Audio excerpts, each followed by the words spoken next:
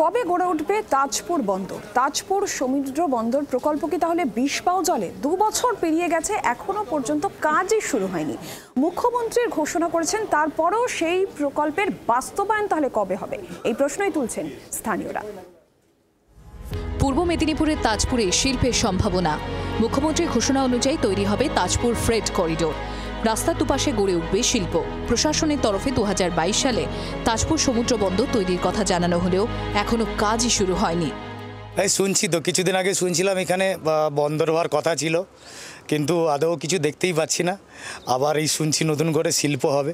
আর বন্দর হোক শিল্প হোক, যেটা হলেও হোক না, আমরা দেখতে পাই যে কোনো একটা হচ্ছে হলে আমাদের কর্মসংস্থান বাড়বে।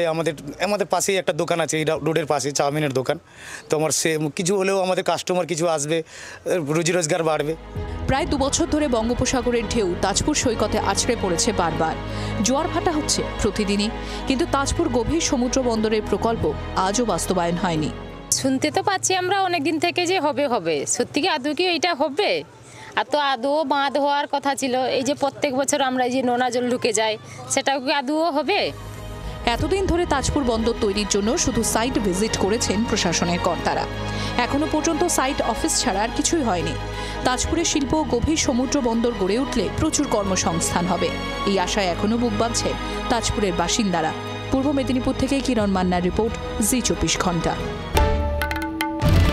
বাংলার আওয়াজ, বাঙালির আবেগ, জি24 ঘন্টা।